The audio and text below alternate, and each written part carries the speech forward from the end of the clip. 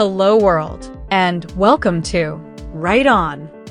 Coming up, make inciting incidents happen sooner. Forget the old rules. Make the inciting incident happen sooner. That's the conclusion I reached over a year ago, repeated by 3 writing coaches I follow in these last 2 weeks. So, what are they and why should we make inciting incidents happen sooner? Inciting and incidental. Let's begin with a definition of the inciting incident. The event near the start of the story that takes the protagonist out of their comfort zone, disrupts the ordinary world, and destroys their equilibrium, so they have to restore balance.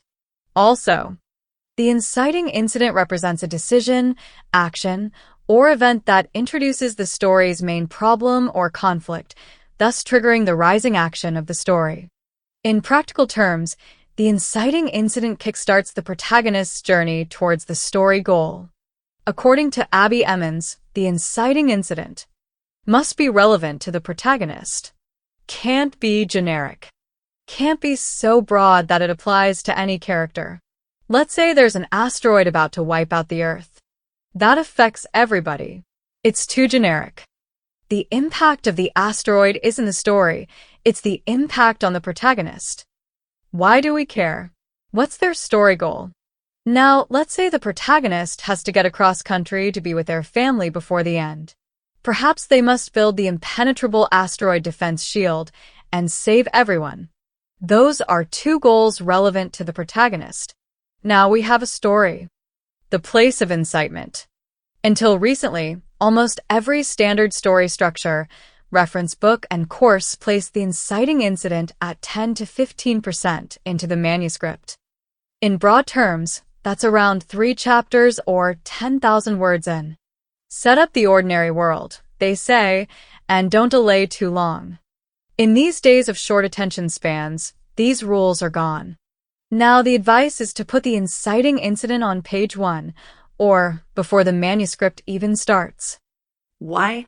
Because nobody has the time to care about the ordinary world of the protagonist. We've come full circle.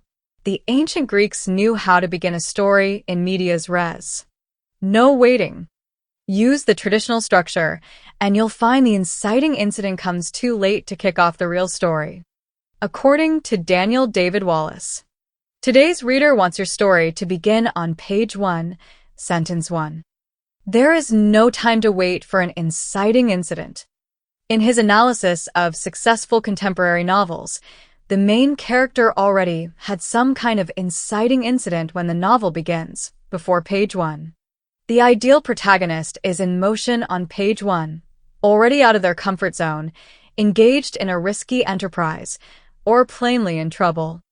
You can find events that look like inciting incidents somewhere in the early chapters, but more often now, these are accelerators for a plot that's already in motion. Contemporary pacing finds the character in a state of discomfort or unrest on page 1. The plot unfolds in detail over the following chapters. The protagonist pursues their original goals despite fresh challenges. The tension rises because the original goal is harder to achieve than they expected. All the while, something bigger and more significant gallops over the horizon toward them. Not so new after all.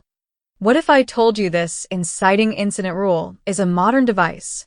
That authors of classic novels brushed past it? Pride and Prejudice opens with the news of the new tenants at Netherfield.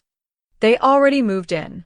We have the reaction to the inciting incident on page 1. Boom.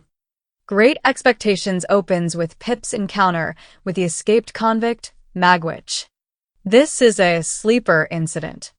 Dickens makes us think the later meeting with Miss Havisham is the inciting incident, when in fact, it already happened. Genius. A more contemporary example is the first Jack Reacher novel. It opens with Reacher under arrest in a small town. We're 2 inciting incidents into the story, and this is the reaction. What about us? When I looked at the writing advice, I also concluded a 10 to 15% inciting incident is way too late. So, what have I written for my series? The Ghost and the Vipers opens with a flash forward to the climax. Chapter 2 has Joe anticipating the fight with the Reavers, as seen in her second sight. Who is the Grey Rider she searches for?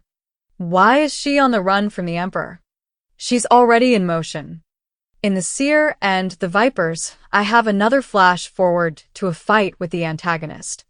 Joe's attempt to escape the hunt seems to fail.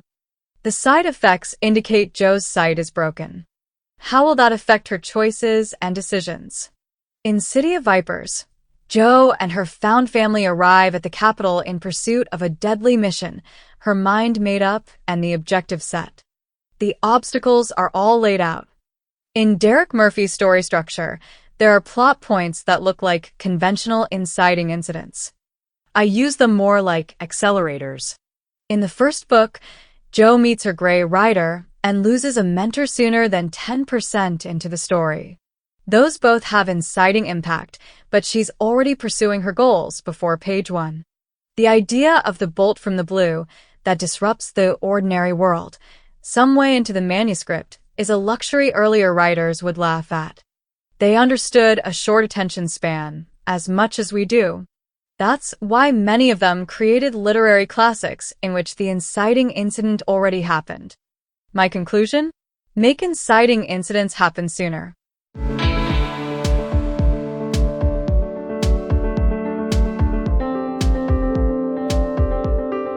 Thanks for stopping by. You can like and subscribe to the channel, or go to robincatling.com.